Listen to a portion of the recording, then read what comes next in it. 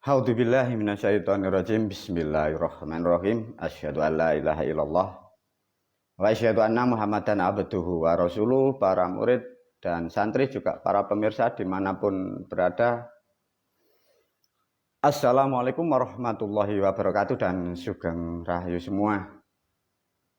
Alhamdulillah hampir 2 minggu kita sudah banyak berbagi tentang hiburan, tertawa, banyak hal.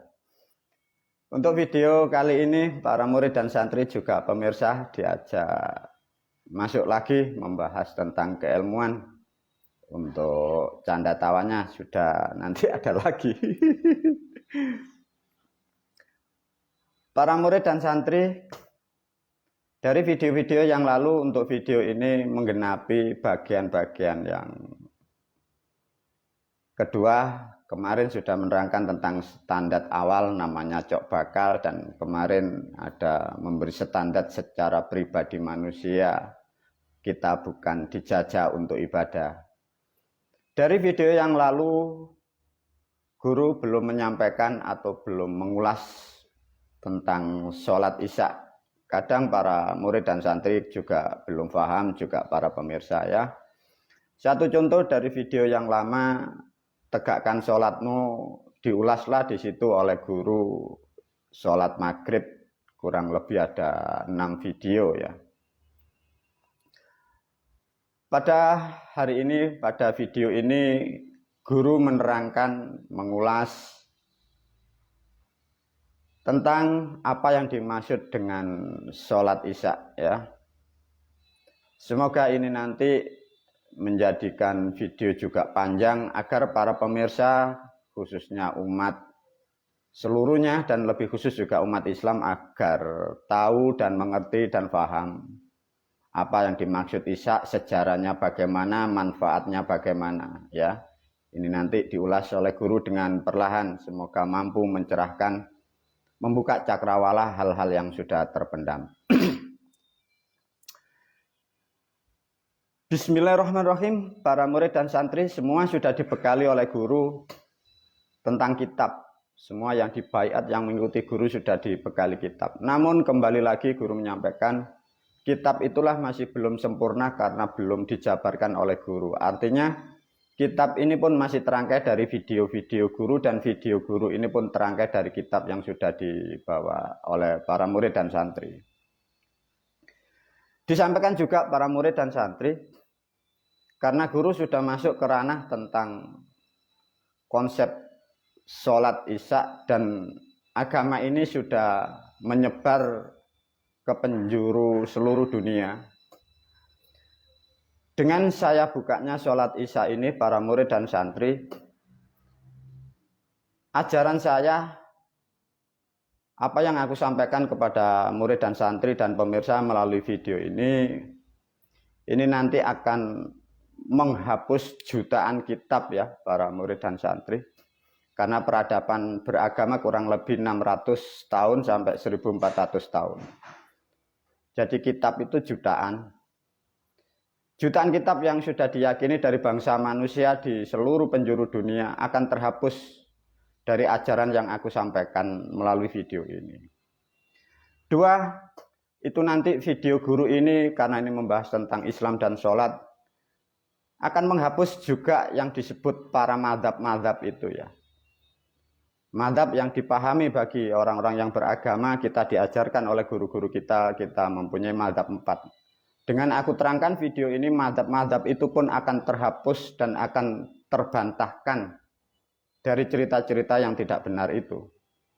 Dan sekaligus di era sekarang tahun 2023 Masehi, terutama di negara Kesatuan Republik Indonesia, banyak manusia berdebat silat, saling mengeklaim tentang mencari tentang nasab. Kedua nasab yang saling bertikai, yang saling untuk membenarkan dirinya, apa yang dari kitab Anda akan terbantahkan semua dan akan terhapus dari video-video guru ini. Demikian juga surat dan ayat yang di dalam Al-Quran yang diilustrasikan sehingga manusia salah tafsir, semua akan terhapus. Dengan demikian video guru ini nanti peradaban yang sudah begitu lama akan terhapus semua dari apa yang aku sampaikan. Tapi ada sesuatu hal yang kemungkinan kurang baik tapi menjadikan kebaikan. Dengan terhapusnya cerita-cerita yang salah sehingga mempengaruhi manusia ini perilaku yang salah, dalam kehidupan yang salah, dalam bersosial yang salah, menjalani kehidupan di muka bumi menjadikan kesalahan, sehingga dunia sampai sekarang menjadikan dunia yang tidak baik, mulai iklim berubah, cuaca, politik, karena ada kesalahan sejak masa lampau. Para murid dan santri, semoga apa yang aku sampaikan pun juga tidak terlalu membawa dampak di alam, karena mau tidak mau, karena sudah ini nanti dibuka guru, ini pun akan membawa dampak dari 4 unsur, karena ini membahas tentang sholat, terutama tentang sholat isya. Ini nanti juga akan masalah, satu contoh kemarin guru membuka cok bakal sudah dinasihatkan, ini nanti akan diikuti tentang unsur bumi, karena cok bakal itu unsur bumi. Sampai sekarang bumi pun masih gempa dan terus dan menerus. Ini nanti dibuka 4 perkara atau 4 elemen atau 4 unsur. Ini pun nanti polemik juga dunia ini. Satu, bara api pun juga kemungkinan bisa semakin besar atau malah turun. Debit air pun juga bisa semakin bertambah atau turun. Juga angin dan juga tanah. Ya.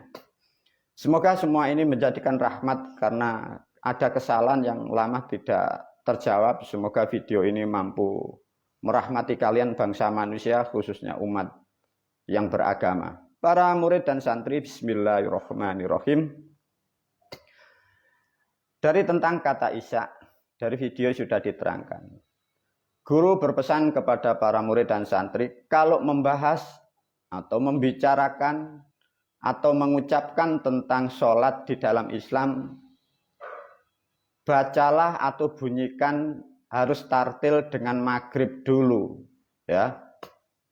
Maghrib, isya, subuh, zuhur atau luhur baru asar, ya. Karena maghrib sudah dibuka oleh guru, guru masuk ke ranah tentang apa yang disebut isya, ya. Sebelum isya saya buka, para pemirsa harus paham, ya. Mengapa harus maghrib itu dilewati dulu? Maghrib sudah paham 3 perkara. Karena di situ ada nilai guru, maka di situ haruslah atau terjadilah ikatan murid dan guru. Karena menetapi untuk mempunyai guru, maka di situ orang-orang terdahulu dari leluhur kita, maka harus namanya ada sistem atau pembaiatan itu. Karena untuk menegakkan maghribnya, ya. Tatkala maghrib sudah mempunyai guru yang benar dengan ajaran yang benar, berbakti dengan nasihat orang tua, menjaga amanah mertua.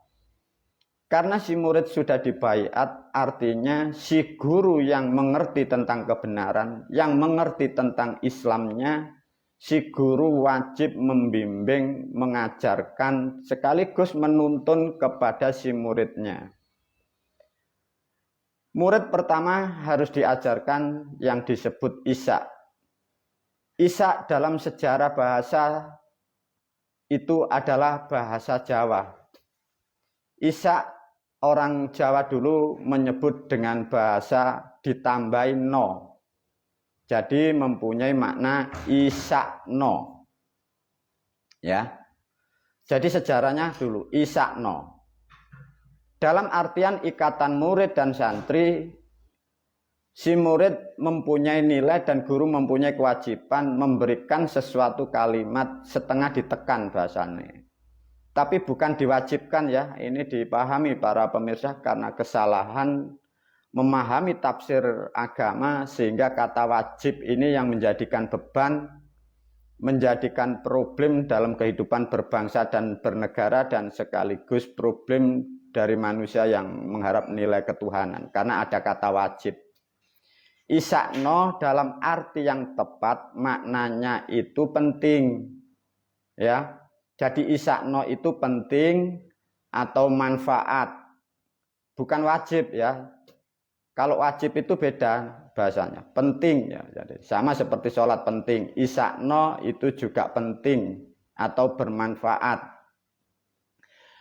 Orang-orang terdahulu sudah memberi standar tatkala dari peradaban sejak zaman kapitayan leluhur kita sudah menyimpulkan masuk ke ranah Islam aboge. Isya sudah dikunci oleh leluhur kita dengan 4 perkara, ya.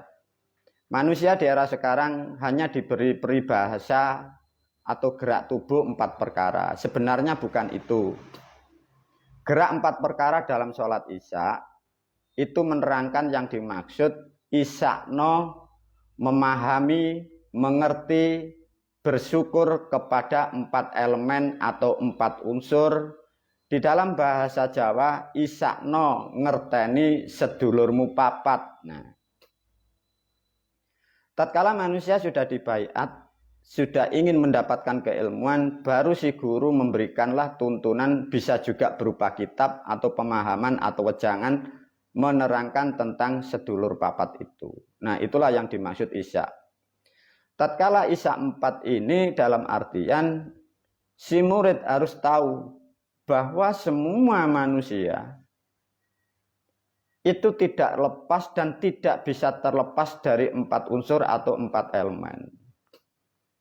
Dengan demikian, tatkala manusia atau agama tidak mengajarkan 4 perkara atau tidak mengajarkan 4 elemen atau tidak mengajarkan tentang 4 unsur, artinya agama itu tidak layak untuk bangsa manusia. Karena manusia itu diproduksi, dicipta, semua bahannya itu. Dari leluhur Jawa yang diberi baku namanya ilmu slamet, mengembang jadi bahasa ilmu Islam, itu sudah baku menjadi 4 perkara itu. Isya'no ngerteni sedulur papat. Tatkala manusia sudah dididik oleh guru mengerti bahwa sedulur papat itu sejak di kandungan itu sudah menyatu dari manusia itu calon yang terlahir di dunia.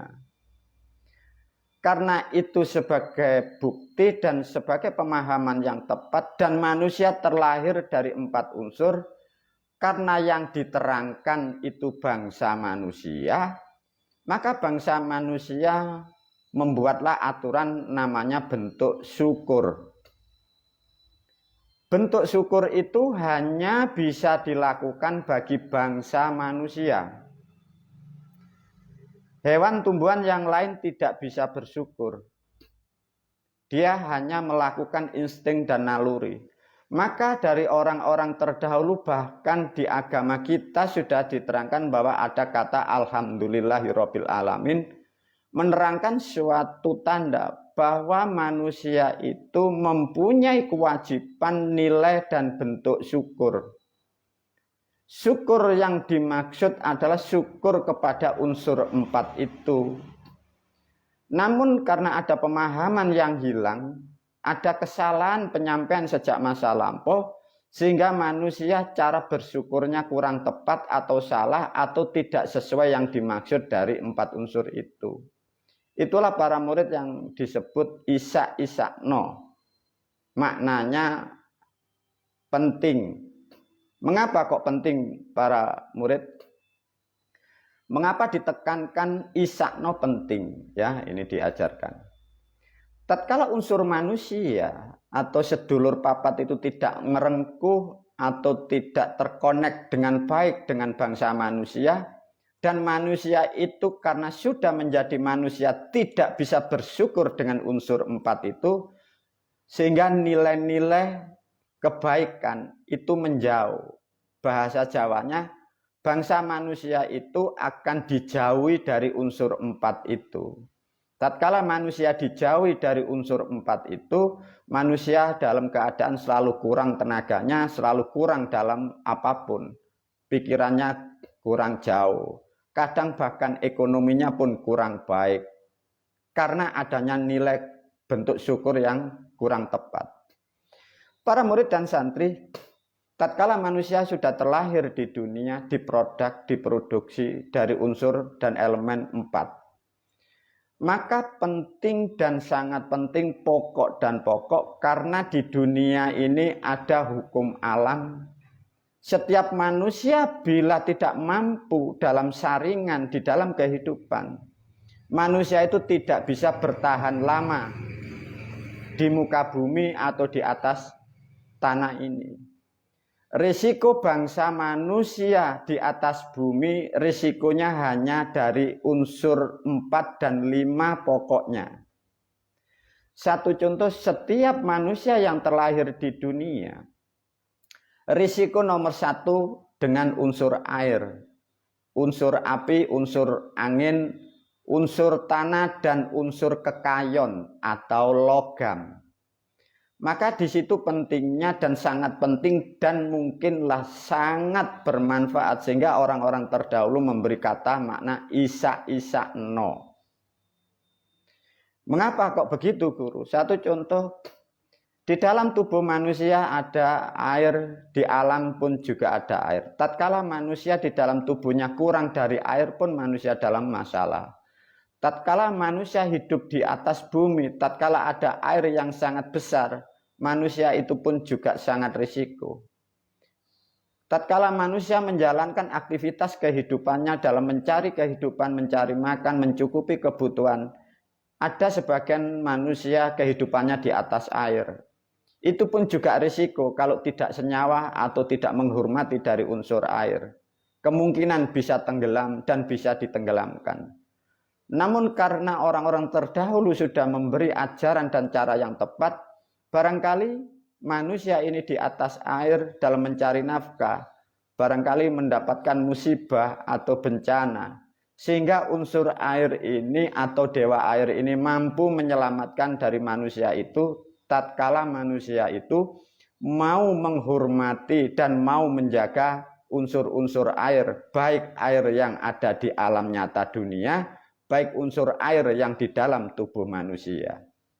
Coba bila manusia, kita kekurangan air sudah masalah. Di dunia barangkali ada banjir, ada tsunami. Tatkala manusia ini sangat dekat dengan dewa air, kita, Anda semua para pemirsa, sehingga kerusakan pun tidak sebegitu parah. Dan manusia bila ada tsunami, manusia itu dengan dewa-dewa atau unsur air, kalian akan terselamatkan dari air. Artinya tidak sampai meninggal, tapi tetap pun akan mengalami basah. Demikian juga tentang unsur api.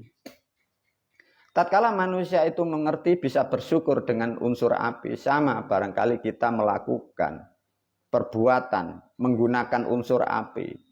Agar kita tidak tersampaikan dengan barangkali salah menggunakan alat, salah membakar, sehingga kita tidak menjadikan permasalahan tentang api itu. Sama, di dalam jiwa dan tubuh manusia ada unsur yang panas. Itulah yang disimbol dari sari nilainya api itu. Demikian juga unsur angin. Tatkala manusia di era sekarang pun juga lebih padat unsur angin. Kenapa di dunia sekarang angin begitu kuat dan begitu kencang, bahkan sampai mampu menghancurkan benda-benda. Karena ada kesalahan dalam menjalankan bentuk syukur. Dewa-dewa angin atau hal-hal seperti itu tidak dijalankan oleh bangsa manusia, sehingga angin yang di alam, angin yang besar pun memporak-porandakan bangsa manusia itu sendiri, karena pada dasarnya manusia tidak mengerti. Ada pemahaman yang salah. Kalian berhayal dan menghayal bahwa kalian katanya diproduk dan kalian dicipta oleh Sang Maha Tuhan, karena ada pemahaman yang salah. Demikian juga unsur tanah. Semua dari sistem, dari ajaran dan tata cara itu sudah diajarkan oleh leluhur kita. Dari 4 unsur itulah yang paling pokok dimanapun kita berada. Itulah para murid dan santri yang dimaksud tentang Isa. Dari unsur yang terakhir dalam bahasa keilmuan pusatnya, atau asnya, atau punjernya, atau pancernya, itu disebutlah kekayon, diibaratkan simbol sebagai tumbuhan atau tanaman. Di dalam era sekarang disebutlah unsur logam.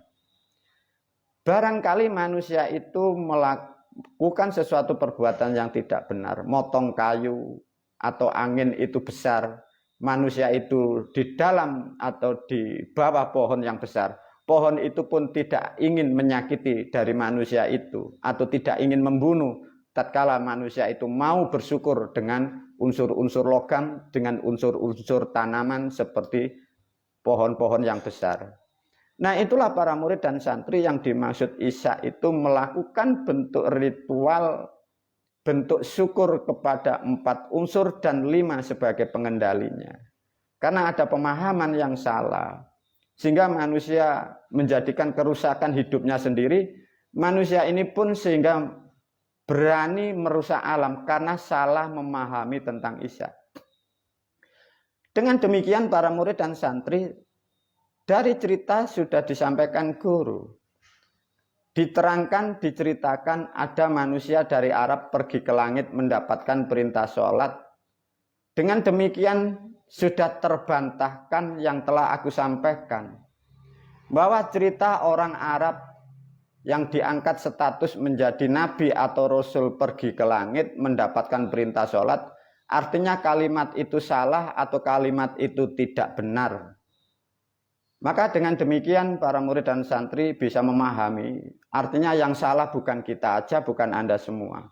Kemungkinan orang-orang tua kita dan leluhur kita sejak adanya pemahaman yang salah, semua adalah tersesat dan terjerumus, dan sampai sekarang pun juga masih miliaran bangsa manusia yang terjerumus tentang memahami Islam yang tepat dan yang benar. Para murid dan santri, begitu pentingnya untuk memahami, untuk menjalankan dari yang dimaksud 4 unsur. Namun untuk mendidik dari 4 unsur itu atau mendekat atau bersyukur kepada 4 unsur itu, maka diajarkan oleh orang-orang terdahulu, ada sebutannya, mungkin kita sering nyebutnya bahasa password dan keywordnya itu. Nah, di situ nanti ada nilai tahapan dan tahapan tertentu. Jadi tidak semua manusia itu sama menyebutnya. Namun ada bahasa yang sangat simple atau bahasa untuk publik, untuk umum atau untuk umat.